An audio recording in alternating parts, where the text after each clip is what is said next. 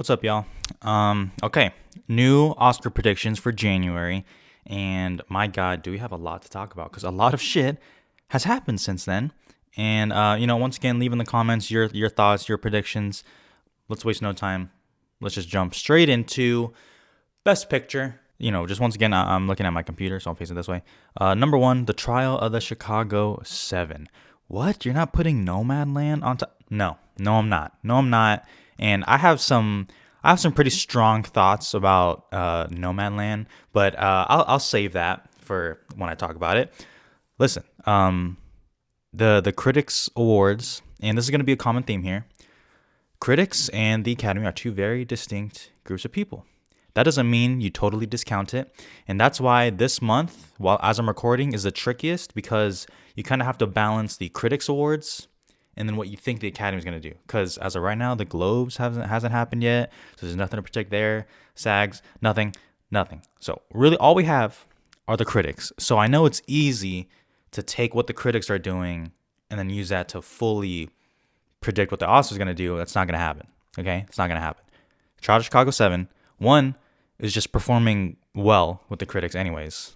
And two, it still feels like that movie. Now, let's move to Nomadland, that is just eating away at the Critics Awards. And I don't even fault someone for wanting to put that at number one. Here's my thought on Nomadland. Check out my review. Let me say, personally, I like the movie, okay? I really like the movie. I think it's very well done. I'm very confused at how people are talking about Nomadland. For instance, Mank, and I know you see it down there. We'll talk about it in a second. People talk about how Mank is inaccessible, it's boring, and as someone who also likes Mank, I wouldn't even push back on that. 100%. I would not recommend Mank to most of my friends. I haven't. Why are we talking about Nomadland as if it's this entertaining romp of a movie?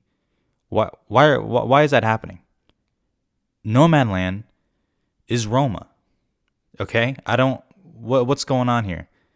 Maybe I need to rewatch it because I like the movie, okay? Because I don't want to get hate for this. I like the movie. Asian filmmaker, hello. Okay.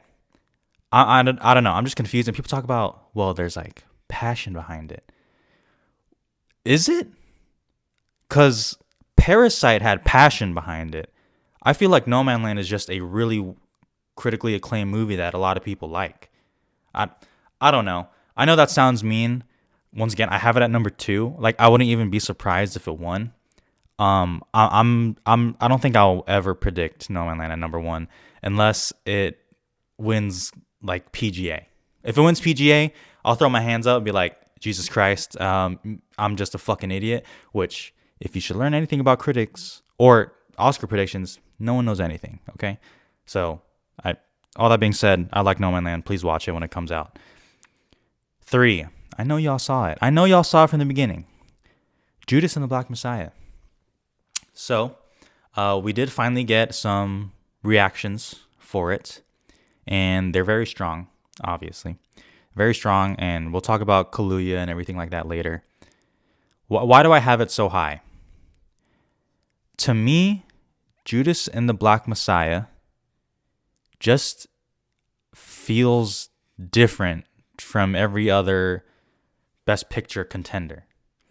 With the exception of like A Soul and A Promising Young Woman, I feel like we've just been talking about all these movies for so long. And Judas and the Black Messiah not only feels like an insanely powerful movie, it also feels like, I don't know, the noisiest. And I'm not talking about like the actual quality of the movie. I'm just talking about the talk behind it, I think could be the noisiest. And I'm seeing people who are predicting either Chicago 7 or Nomadland in whatever order. They're kind of just saying, for either one, they're like, well, what else? Right?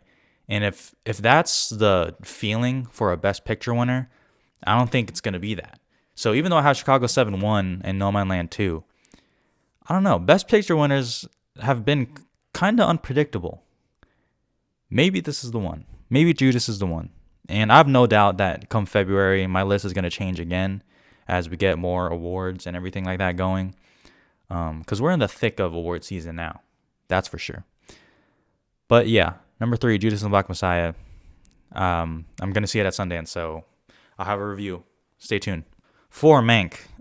Listen, I could have kept Mank at number 2. I could drop it to like 8. I don't really know what to think of Mank anymore. You would think that the critics is where Mank is gonna perform the best, and it really hasn't. But at the same time, does Mank need these like critic awards? Like, I still see a ton of people predicting Mank at like their number 3, Fincher for director at number 1. Either way, it's too baity. It's too like cinephile to miss out, I think. So Mank's at number 4. Let me say one thing about Best Picture. Because, a lot of the movies that had question marks, we got reviews for and reactions. So they're starting to dwindle down. The reason I'm liking this so much right now is because I'm seeing the order being crazy. For like, Chicago 7 and No Man Land are usually 1 and 2 in whatever order you want. But number 3, I've seen Judas and the Black Messiah. I've seen Mank. I've seen Minari. I've seen Da 5 Bloods. I've seen Ma Rainey. So it's like everyone's going crazy right now. No one knows what to do. And that's why it's exciting. Anyways, I had to say that. Number 5, Ma Rainey's Black Bottom. I don't even think it has the 5th best shot to win Best Picture, but it is pretty secure for a nomination. I feel like it's doing well. It's getting what it needs. And I don't know. I can't really see it dropping. Which is weird, just because I feel like most people, the consensus is like Ma Rainey is like pretty good. I don't think anyone's like loving Ma Rainey the movie. I think they're loving Ma Rainey the performances. Regardless, number 5, very strong. 6, Minari. Not gonna lie, I almost put Minari at number 3. I know last video I said I was getting worried about Minari. That worry has kind of gone away. I actually feel like it's stronger than what people are giving it credit for. I would even go so far as to say Minari is like a sleeper pick. Maybe that's an Asian bias in me, because if you saw my review, you know I love Minari. I think it's a very special movie. But regardless, you saw for the HFPA, for the Golden Globes, that Minari is not going to be eligible for Best Picture. That was the same case with The Farewell. It's a stupid rule that needs to be changed, but whatever, it's the rule. The amount of backlash they got. And I'm not just talking from nerds like me, okay, that either type away on a computer and complain about it. I'm talking about people in the industry, people in the academy, talking about how this is bullshit and it's stupid. Low key, I feel like it kind of boosts its chances. And I even heard, like, there was an interview with Carey Mulligan. She said that she saw Minari and just loved it. I think the question asked her was like, what's the last like great thing you've seen? And she said Minari.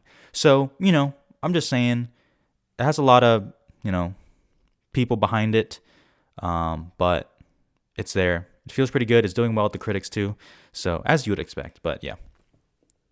7, wow, Promising Young Woman just shot up like a fucking rocket. I could not have predicted Promising Young Woman doing as well as it has been with the critics. I'm a little baffled by it. It's getting in like everywhere. Best Picture can go up to 10. It's not going to be 10, so it's going to be like 8 or 9, which is going to be weird because some of these movies are going to get absolutely snubbed. But even for the critics awards, some of them that do just 5 movies, Promising Young Woman is in that bitch. Okay, it's in there. All right, and Emerald Fennell we'll talk about for Best Director, but I mean, it's like a tank. I don't know what's going on. Promising Young Woman. People are comparing it to Get Out. Not in terms of obviously the movie, but in terms of its Oscar play. Maybe. I mean, I couldn't have seen this coming. So who knows about Promising Young Woman? The Globes rejected it for comedy musical, which to me is actually kind of weird. I can actually understand it going to comedy, like a dark comedy. But regardless, it's in drama. If it gets in Best Picture for drama at the Globes, watch out. Okay, watch out. 8, Da 5 Bloods. Yeah, what can I say? It's doing really well. It's doing well with the critics, as one would expect. I don't think it's gonna do as well with the Academy, but I mean, as of right now, like, how could I not put it on? It has to be on, regardless of my feelings about the movie or whatever people's feelings. Because when it came out in like the summer or whatever, people felt like the Oscar chances were kind of dead. Right after a month, the talk died. No one was really talking about it. And now here we are in January. Holy shit, it's January. Wow. Fuck. It's here. 9, The Father. I'm kind of confused about The Father because I'll look at some critics awards and I'm seeing Hopkins get snubbed sometimes. Usually it'll just get nominated for like actor or supporting actress. And then other times it gets nominated for picture, screenplay, director, actor, supporting actress, production design, editing. So I'm like, I don't really know what's going on. I don't think it's really that safe, oddly enough. But it's here. It's at number 9. We move. 10, One Night in Miami. Should be interesting because as I'm recording this, One Night in Miami just got released on Prime yesterday. So I'm interested to see what the talk will be. The reason it's at number 10 is just because it's not doing well with the critics. And I know you're like, well, the critics don't matter. You just said for some movies, it matters more. It just straight up matters more. One Night in Miami really could have benefited from getting in at the critics. It's not really doing that. It's getting in like here and there for a picture, really rarely. So I had to put at 10. I definitely think the Academy will like it more, and we'll see what the talk is as more people get a chance to watch it. Number 11. Yep, it's Soul. So if you're a subscriber of mine, you know that I've been talking about how I think Soul should get a Best Picture nomination, and I said I think it will. I've planted my flag there, and I think it deserves it. The thing about these predictions is I'm not trying to put any of my bias in there. I'm just trying to predict what the Academy's gonna do. Soul's at number 11. And I just gotta say, I mean, if they want to boost the ratings, because I think that these ratings are gonna be absolutely shit, because a lot of people don't even know these movies are coming out. If you want to try to salvage any viewers as you can, I'm just saying, you probably could nominate the movie that most people have seen and a lot of people love. Just throwing that out there. Number 12, Sound of Metal. Yeah, it was doing pretty well. It seems like it's kind of slowing down. I think it's really starting to narrow down to Best Actor, Supporting Actor, and Best Sound Design. I think that's really where it's falling. And that would be a win, by the way, for Sound of Metal. That would be an absolute win. So should be happy about that. It still has a chance at picture, obviously, but we'll kind of see how it goes. 13, Malcolm and Marie. So reviews came out for this, or I guess initial reactions, and they're really, really strong. And could this be the movie that comes out of nowhere and gets it? Maybe. I don't know. Something about it still kind of holds me back from putting it on the 10. Obviously, I want to wait until more people have seen it and get more reactions.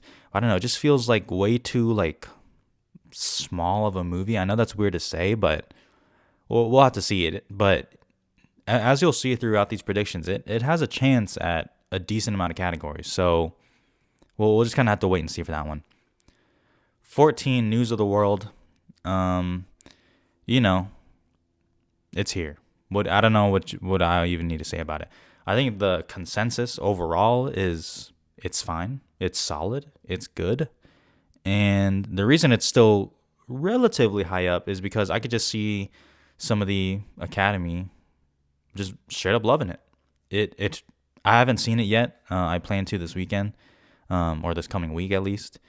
It just based on what I'm seeing and what I'm hearing from other people, could be that dad movie. And don't underestimate the power of the dad movie because it can get in there. So it's at 14 for now. 15, The Mauritanian. Basically, The Report. If you remember that Adam Driver movie from 2019. Basically, people saying it's actually pretty solid. It's decent. I don't think it's enough to get in the picture, but you never know how these things play out. So it's there at 15. 16 and 17. So, 16 out First Cow. Really, it's only here just because, I do a mandatory 20 for Best Picture. So at this point, we're already kind of scraping the barrel a little bit. First Cow is obviously doing very well with the critics, as one would expect. No one's gonna predict it for Best Picture. It doesn't seem like the Academy's thing, but it's there at 16, and I like First Cow. 17, Never Really, Sometimes Always, really the same deal as First Cow. It's doing well with the critics. It's winning decent amount, I guess. Getting nominated here and there. Once again, not really the Academy's thing. No one's really predicting it. 18, Hillbilly Elegy. Listen, there was a tweet that said Hillbilly Elegy screened for a lot of the Academy, and the reactions were very good. So I'm always gonna keep Hillbilly Elegy here.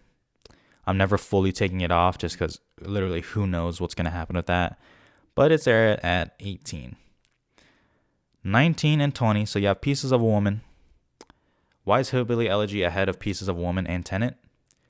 Let me ask you, what would you be more surprised at? Pieces of a Woman getting nominated for Picture, Tenet getting nominated for Picture, or Hillbilly Elegy getting nominated for Picture? I wouldn't even be that surprised if Hillbilly Elegy got nominated for Picture. Therefore, it's ahead of them. Pieces of a Woman, very good movie, or pretty good movie, I should say. Watch my review, which should be up by then. But, Pieces of a Woman is really an actress, supporting actress play. It seems too uncomfortable of a movie for the Academy because they're a bunch of babies sometimes. But whatever, it's there. And then Tenet, it's in the mix for a lot of technical categories. So that's just I don't even know what else I would put at 20 right now. So there you go. Best Director. I did it. I finally caved. I gave Chloe Zhao for Nomadland, and that is how you pronounce the last name. She said that in an interview. She's number one.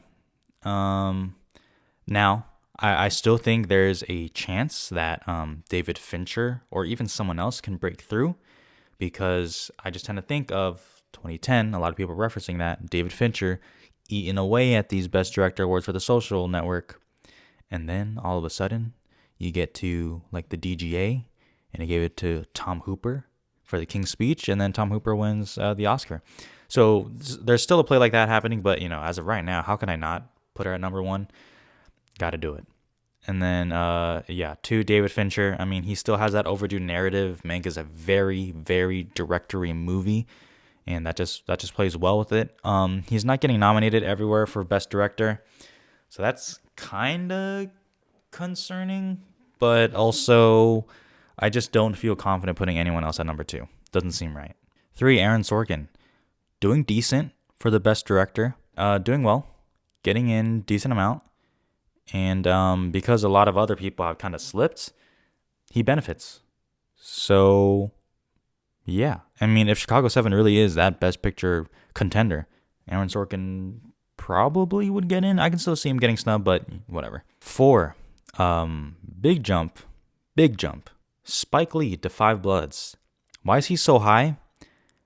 He's the one person out of really this list where... Well, from 3 down, Spike Lee is that person where even if Da 5 Bloods doesn't get nominated for Picture, I think he could still get nominated for Best Director. So because of that, I have Da 5 Bloods getting in for Picture. He has to be number 4. He has to be. Number 5, Emerald Fennell, Promising Young Woman. I think she has the most director nominations outside of Nomadland. And that's wild. Good for her. So I just I'm stuttering because I'm just like, I don't really know what to say. Like, I have to put her in my top 5. I have to. Right now, I have to. I have no doubt that Globes are gonna do some Globe shit and just fuck up everything. All my predictions. But I gotta do it. 6, Lee Isaac Chung, Minari. Once again, how I feel about Minari's Picture, I feel about Lee Isaac Chung for director. I think he's a sleeper. Not necessarily to win, because I think it's really... That's just not going to happen. But to get nominated, I think it could definitely happen. We'll have to see how strong the support is for Minari. So I hope A24 does a good job campaigning. 7, Florian Zeller, The Father. It's weird. I'm seeing him get in like a decent amount of places. It's just The Father is very weird. And I'm seeing some tweets about how Sony Pictures Classics isn't really doing a good job campaigning it. So that makes me a little worried about the movie overall. But um, I still would put him ahead of some others.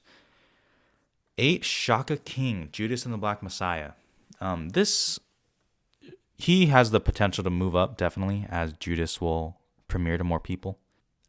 It's just, more people are talking about the performances and really just its best picture chances overall. No one's really talking about director. It's a little weird, but gotta put him at number 8. Gotta. 9, Regina King, 19 Miami. Sorry, you have fallen off a little bit. Just from our list, you're still on there, and as someone who really likes 19 Miami, check out my review. Not really seeing the love that you would want from critics. So you're there at number 9. 10, George C. Wolfe, Ma Rainey's Black Bottom. That shit's just not happening. Even people who like Ma Rainey, it's really the performances in the script. It's not really a directory movie, to which I would agree. Best Actress, number 1 hasn't changed. Still Vanessa Kirby, Pieces of a Woman. Listen, I think it's a tour de force performance. I'm just using those basic terms that everyone loves. Yeah, I don't know. She just seems like the right person to give Best Actress to right now. And you're saying, what do I mean? I don't know. I look at Emma Stone. I look at Brie Larson. It just seems like Vanessa Kirby is that next in line. So, you could say, where she's showing, she's not really showing up to critics. A lot of these critics awards that are even still coming out have chosen the calendar date. So the cutoff is December 31st. Pieces of a Woman, they don't really count it as that. Some do, some don't. So I'm not really taking that into account. I think Vanessa Kirby, once the televised awards start rolling around, she'll kind of emerge. 2, Frances McDormand, No Man Land. She's kind of leapfrogged Viola Davis, just because she's winning damn near everything for Best Actress with the critics. And listen, I kind of discounted Frances McDormand. If you saw my other videos, I would say that she's that nominee where it's like, you're really good, so here's your nomination, but you've already won, so you're not gonna win again. Maybe she can win a third Oscar. Maybe she can. I would hope they would spread the love a little bit. But it's a real thing, because obviously it's not slowing her down with the critics. So we'll kind of have to wait and see. 3, Viola Davis, Ma Rainey's Black Bottom. A little worried about Viola Davis, just a little bit. Obviously she's number 3, so I still have her pretty secure. But I don't know. There's like no talk of her winning, like at all, like none. It just seems like, hey, you're really good, so here's a nomination. That's weird, because when I saw the trailer, I was like, yep, that's the one. But as always, we're always wrong. We move. Carey Mulligan, Promising Young Woman.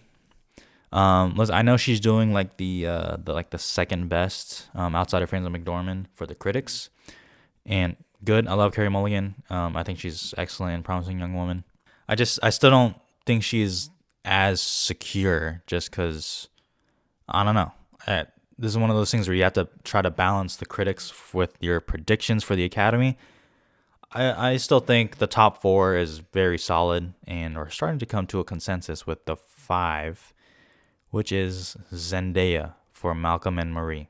She has really been the standout from all those reactions. People are saying she's fucking amazing, and that she could, some people said she could sweep the awards. I don't know about that one. I'll have to wait and see. Maybe she can. She feels like that one person that everyone would want to kind of see win. And, those Zendaya stands, right? Don't discount them. Don't discount them. But yeah, it seems like a great performance. I can't wait to see Malcolm and Marie. It's definitely one of my most anticipated now. Yeah, that's really all I got to say. Entre Day, United States versus Billie Holiday. Yeah, so reviews came out for Billie Holiday, and they were not good, to say the least. So it's kind of out in most places. But people still say Andre Day gives a great performance. And the question is, can she get in doing a very good performance in a very bad movie? Maybe. I don't think you can say definitively. So she's there at number 6, just because the rest, I still don't really know what to do with the rest. 7, Sophia Loren, The Life Ahead. I don't know. Seems kind of done. It's just, I don't know who I'd even put ahead. I don't feel comfortable putting anyone ahead. But yeah, she's Sophia Loren. you know, the Academy does have a history of nominating some like people that they're just used to. So maybe she's the one. 8, Amy Adams, Hillbilly Elegy. Same deal that I said about In Picture. People are kind of liking Hillbilly Elegy, at least from that tweet. That's literally what I'm going off of. Maybe she can get in. I don't know. Sydney Flanagan, Never Really, Sometimes, Always. Once again, the critics are nominating her, so I kind of had to put her on. I don't see it, like, where's Michelle Pfeiffer? I don't really see it. Where's Kate Winslet? I don't really see it. 10, Meryl Streep, The Prom. Let's just, what's the Globes gonna do? That's gonna fuck everything up. Maybe, and it's Meryl Streep. I mean, come on. Best Actor. Okay, so we got some movement. Really down below though. Chadwick Boseman on Ma Rainey's Black Bottom, still number one. Have no reason to change. Narrative matters, and it's a deserving performance. Boom. Anthony Hopkins, The Father. I know he's weirdly sometimes getting snubbed at Critics Awards. I don't see that happening for the Academy unless something just weird happens with The Father. But I think he's safe.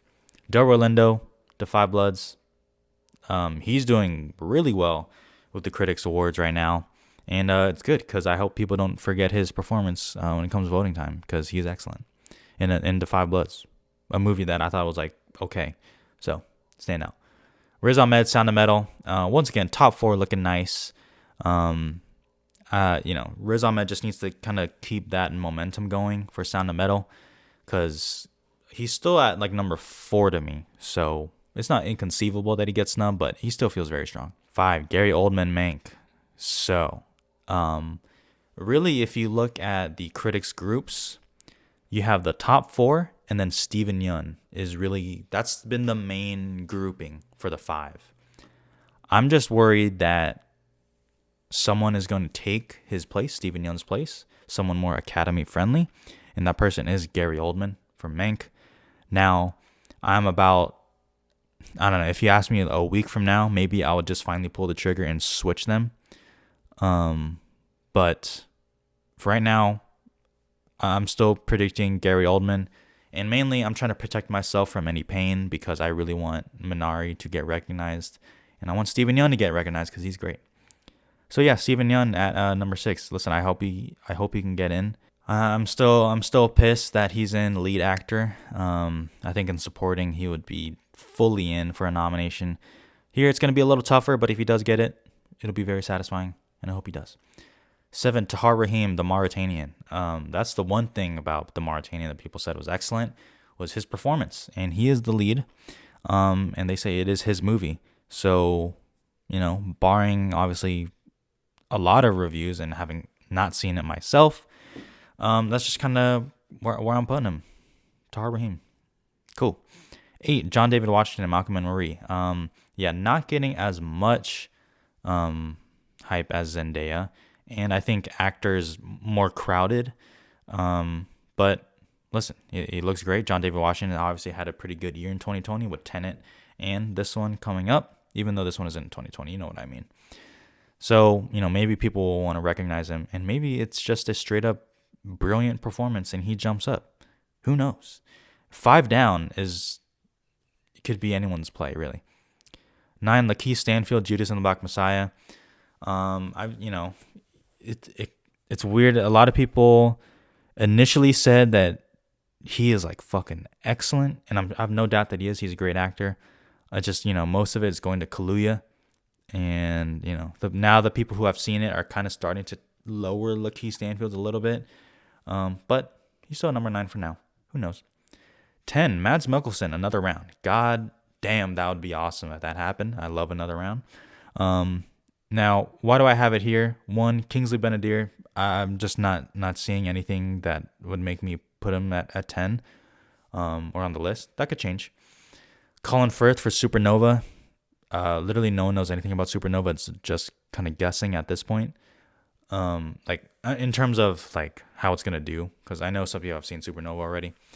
But yeah, Mads Mikkelsen, kind of what I said with Sophia Loren. Sometimes the Academy just votes for that random kind of foreign actor, and he's not a random foreign actor. Okay, like I know who Mads Mikkelsen is. I don't know how he hasn't been recognized by the Academy at this point. I think it'd be great, but he's still there at number 10. Probably not. Supporting actress. Maybe the most random category. Amanda Seyfried, Mank, still number 1. This is going off of not thinking that the Academy is going to go head over heels for Ye Jung-yoon or Maria Bakalova. And I think the televised awards might lean more towards Seyfried for Mank. I don't know. It just seems like that kind of win here. To Olivia Colman, The Father. Yeah, I mean, I feel like I'm gonna keep repeating myself from these videos, but I mean, she's great. She's excellent in The Father. If you haven't seen it yet, if she didn't win for The Favorite, I think she'd actually be winning here. But she already won, so And I know we just said that about Frances McDormand, but I mean, I don't know. It doesn't seem like it's really happening for her. 3, Ellen Burstyn, Pieces of a Woman. Yeah, she has the monologue. She has the Oscar clip. Sometimes that's all you need. Not saying that's all it is there. She's excellent in Pieces of a Woman. It'd be a very deserving nomination. And in a way, I still kind of stand by what I said in my last Oscar predictions video. She's a sleeper. Watch out. 4, Ye Jung-yoon, Minari. Yeah, I mean, she's, along with Maria Bakalova, she is the other critical darling for supporting actress. She is winning everything. I think she's won more than Maria Bakalova, I believe. Maybe they're tied. I'm not sure. Maybe. I don't know. I don't fuck. They're the top 2. And yeah, I actually don't think this is going to end up being Asian Grandma Syndrome from The Farewell. I think she's actually going to get in. I think the top 4 is very good. 5. Yep. Glenn Close, Hillbilly Elegy. I'm still not budging. I don't know. Something about it just makes me a little worried. Some people still even have her winning. I don't know if I could say she's going to win anymore. But I would love if Maria Bakalova got in over Glenn Close.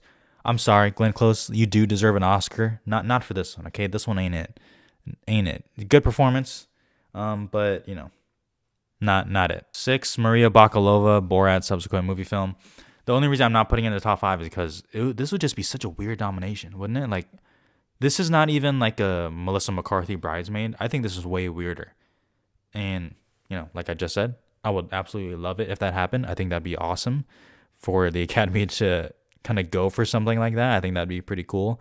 But, yeah, right now, I'm still going to have her at 6. I don't know. 7, Dominique Fishback for Judas and the Black Messiah. So, along with Kaluuya, I think she was the next person to really get, praise for it. And people think she can be nominated. She has, a few of, those scenes, apparently.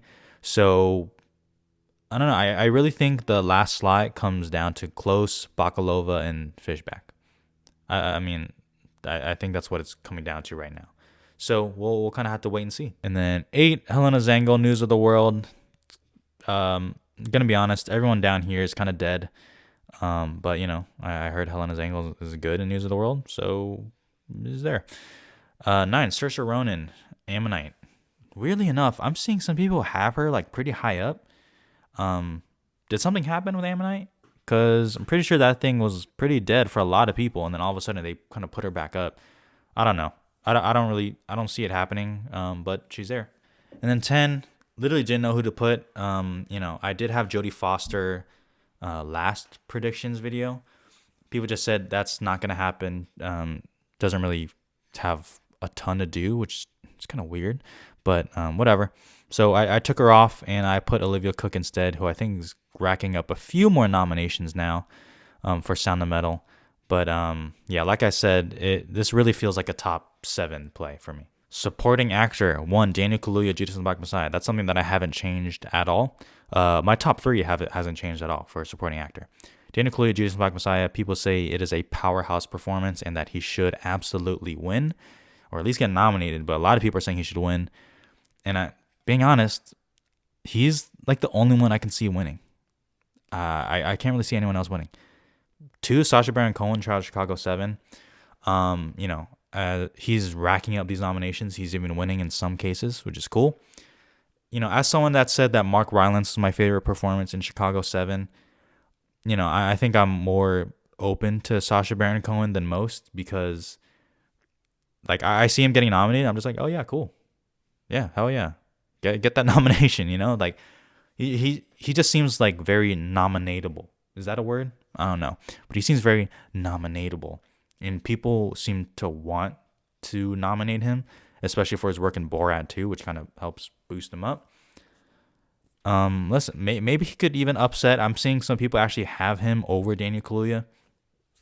I wouldn't do that. But I also just love Sacha Baron Cohen, so I don't know. Leslie Odom Jr. One Night in Miami. Still seems pretty secure for a nomination. I can't really see him winning. That'd be kind of a weird win in a way. Just because I don't know. I always have a hard time when people win on their first nomination unless they're like a Vanessa Kirby or something like that. But yeah, Leslie Odom Jr. Excellent in One Night in Miami. He was my favorite performance in that movie. Totally deserving. For Chadwick Boseman, The Five Bloods, he's getting in everywhere. People just seem to want to double nominate him. And I gotta say, when The Five Bloods came out, the supporting actor hype was not on Chadwick Boseman. It was on Jonathan Majors and other people. So it's kind of changed now, which is fine. Yeah, people just want to nominate him twice. Go for it. 5. Paul Raci, Sound of Metal. The supporting actor champ for the critics right now, which is cool. They're making sure that he is not forgotten, and I hope it can carry through to Oscar nominations. I really hope. 6. Bill Murray on the Rocks. He is also getting in at a lot of places. Since Judas and the Black Messiah is technically 2021, these Critics Awards is really going for Sacha Baron Cohen, Leslie Odom Jr., Chadwick Boseman, Paul Raci, and Bill Murray. That's kind of the grouping right now. Obviously, when Daniel Kaluuya comes in, he's going to knock off someone. And right now, I think that person is Bill Murray. So we'll see. I absolutely love Bill Murray on The Rocks. I think he's fucking awesome. Check out my review. Okay. 7. Stanley Tucci, Supernova. Still a question mark in terms of how people are going to react to Supernova. When it came out that he was going to be supporting, I know a lot of people threw him in even winning conversation, and then they saw the movie and then they immediately took him off. So I don't know. That's kind of concerning. But still, I kind of had to put him there. 8. Mark Rylance, The Trial of Chicago 7. Still the next best odds to get in for Chicago 7 for the supporting actor, behind Sacha Baron Cohen.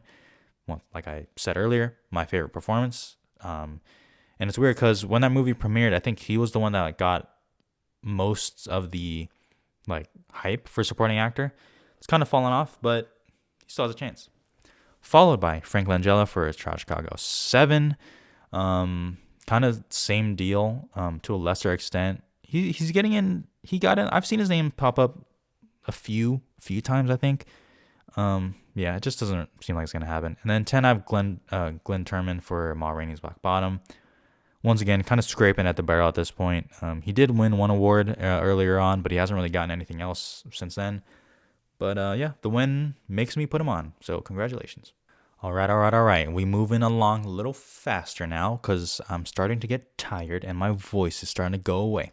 Best Original Screenplay, Chicago 7, still number 1. Yeah, it's Aaron Sorkin, and if it is that big contender, technically it should win. If it doesn't win, that's not a good sign for Chicago 7 usually. 2, Promising Young Woman. So this thing is racking up these screenplays, I gotta say. And that'd be cool if Promising Young Woman won. It's definitely in the conversation. I'll have to see what the WGA does because that's really the big indicator for me at least. So it seems like it's kind of narrowing down to those two, at least as of right now. 3, Mank.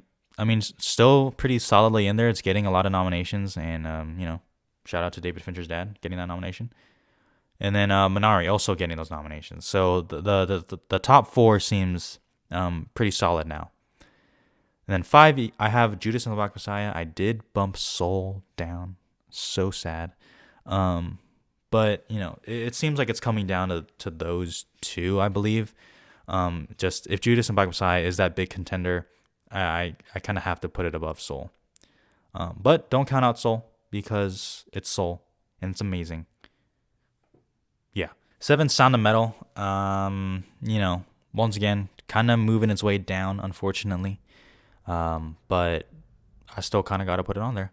8, Never Really, Sometimes Always. Once again, I'm sorry, it just doesn't. It's not the Academy's thing.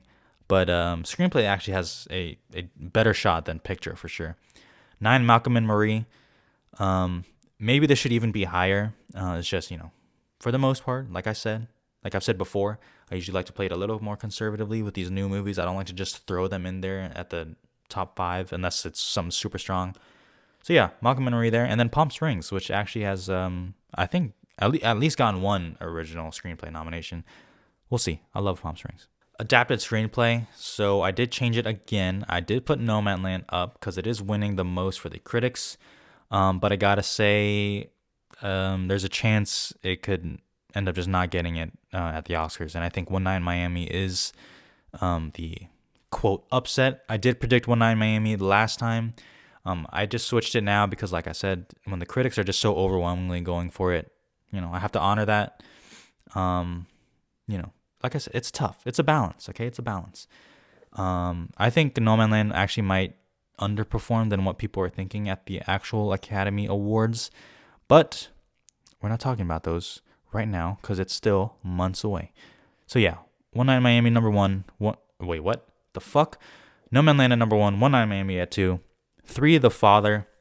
Maybe I should even put it down because, once again, I'm seeing it just get snubbed random places, even in screenplay.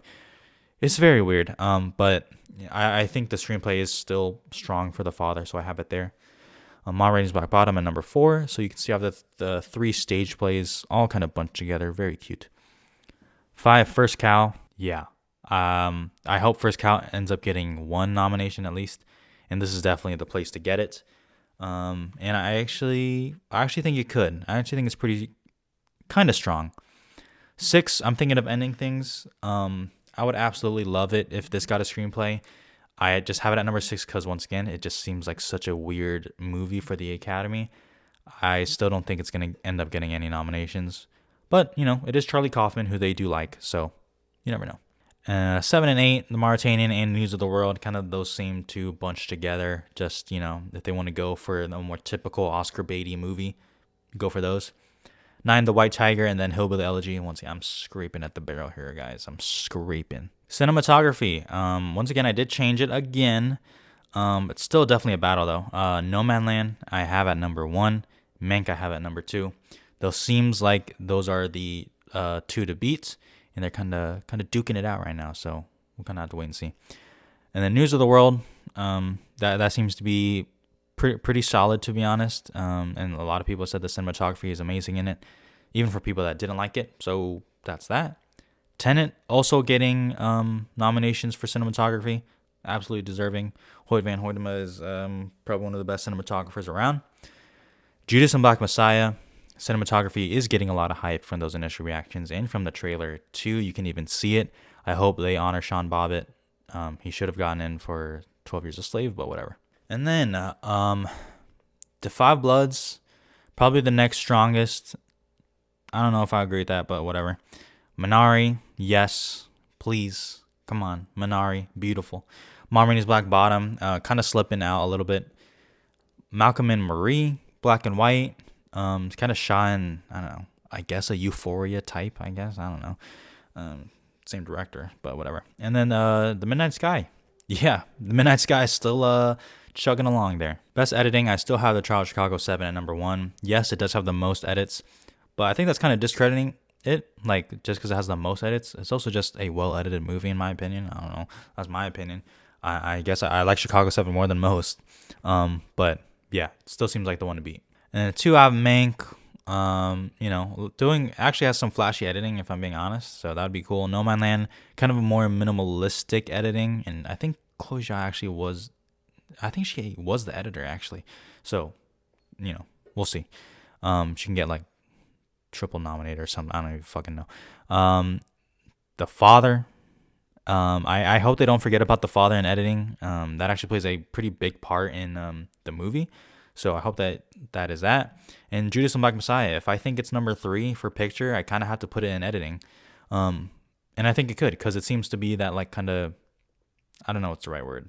Like a crime thriller. I don't know. You know what I mean. Those kind of movies. And then the rest, I mean, Ma Rainey's Black Bottom, a lot of editing there. News of the World, kind of for those more action scenes. Tenet, is Tenet, and then yeah, Promising Young Woman and The Five Bloods, maybe. Best production design. This one's a wrap. Mank is winning. It's winning damn near everything. I think it has won everything actually where it's been nominated. It hasn't missed a nomination, and totally deserving. Get that production design, baby. And then yeah, Ma Rainey's Black Bottom, which is getting in a lot of places. Emma, which is actually doing stronger than I thought for the critics at least. So we have to keep an eye on that one. And then News of the World and Mulan. Mulan is actually kind of low key doing well too. So we'll have to see about that one. And then the rest, the Midnight Sky, the space movie, like I've said so many times. Personal History of David Copperfield. I guess I need to watch out for that one. It's kind of, I'm seeing it get in a decent amount, so we'll have to see. Why haven't I watched that movie yet? I don't know. Eighth the Father. This could be one that starts off slow, but then eventually starts picking up steam about how it should get a production design nomination. I think it'd be cool. It plays a big part in the movie. And then you have Tenet and then One Night in Miami. Oh, I'm so fucking hungry. Best costume design. I still have Mank at number one. I think it's actually coming down to the top three. So Mank, Ma Rainey's Black Bottom, and Emma. Low key, I might vote for Emma, to be honest. I haven't seen the movie, but I gotta be honest, I tried watching like 20 minutes of it and then I realized I wasn't even paying attention. But it is a very like pretty looking movie. The production design and costumes are excellent, so maybe. Mulan also getting in News of the World, so you see those top five kind of rounding out. Then you have Personal History, David Copperfield at number 6. Yep. Birds of Prey. Yep. Billie Holiday. That's one that I'm hearing that still has a chance in costume design, but definitely took a hit. And then you have Ammonite, poor old Ammonite, and then The Prom or The Shit. Okay. Best makeup and hairstyling. One Ma Rainey's Black Bottom.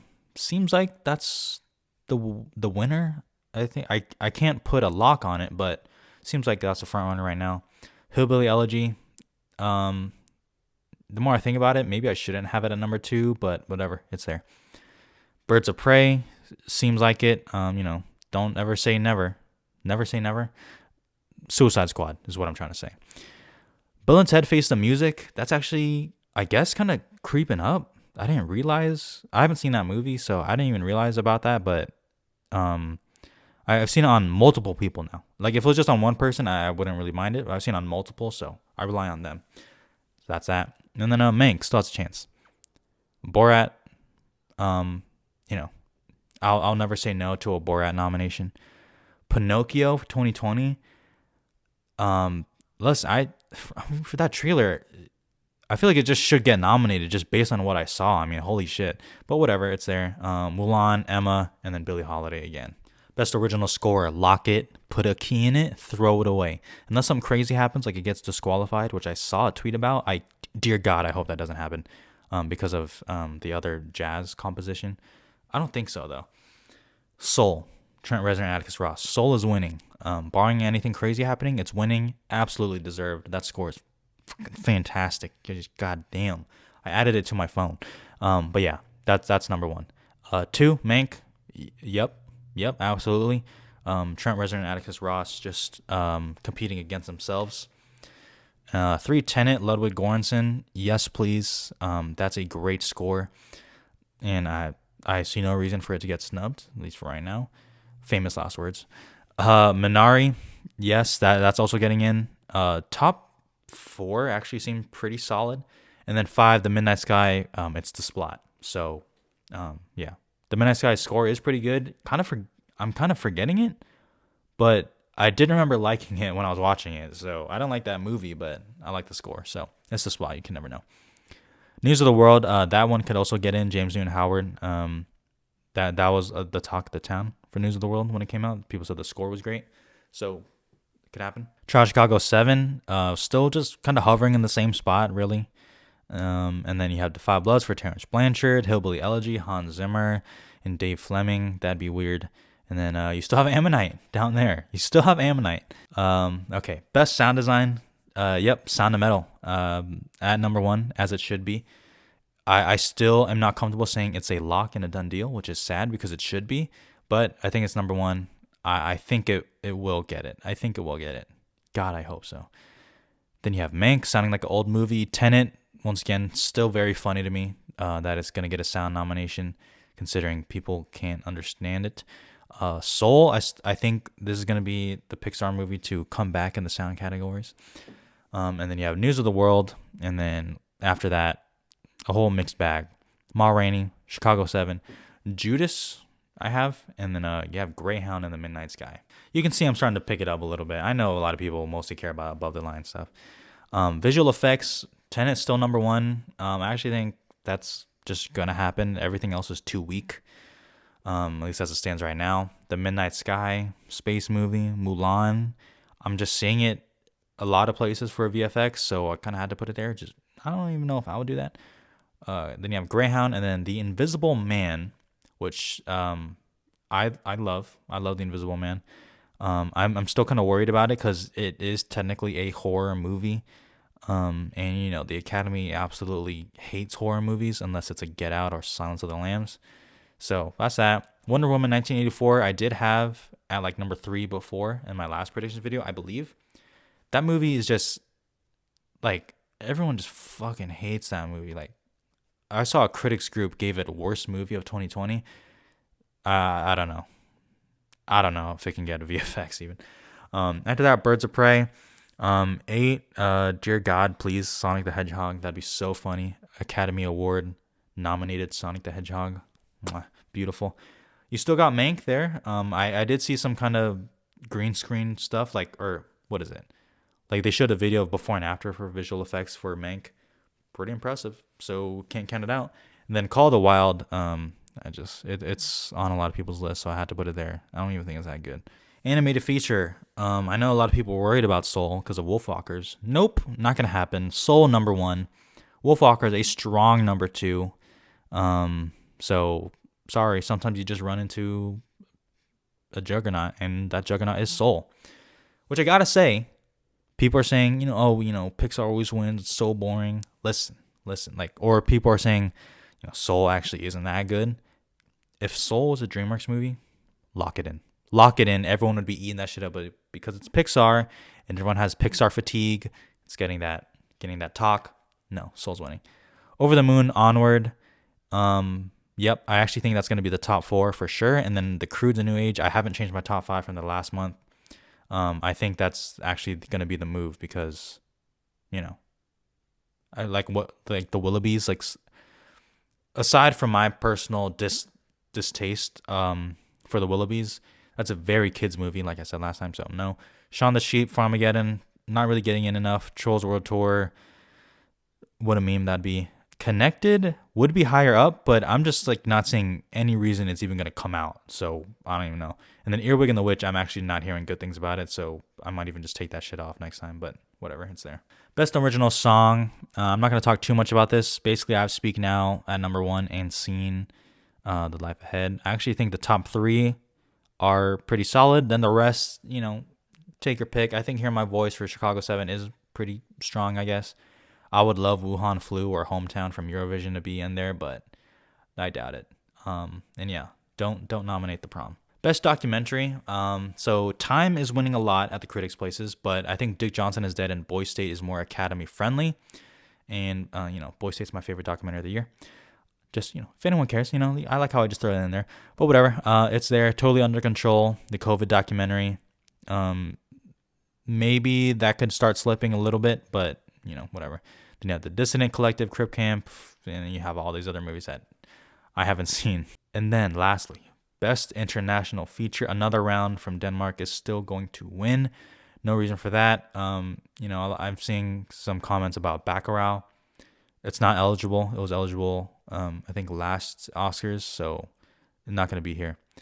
And then, you have a bunch of these other movies. I'll kind of let you guys look. The only thing new I added is A Son from Taiwan, which is on Netflix. Hearing great things about it. I haven't seen it yet. It's like over 2.5 hours. But yeah, I've heard good things about it. That's the only thing I did differently. Okay. Wow. So my voice is dead. Those are my Oscar predictions for January. It's going to just start changing all the time now, from now till February when it comes out, and then March, and then April when we finally have it. But you know what? It's exciting. This is what we sign up for. This is why it's good. So that's gonna be it from me.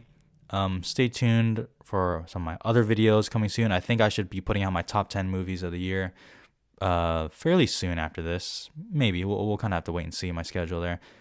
But yeah, that'll be it. Please subscribe, or thank you for subscribers here. Yeah, take care of yourselves, stay safe, and bye.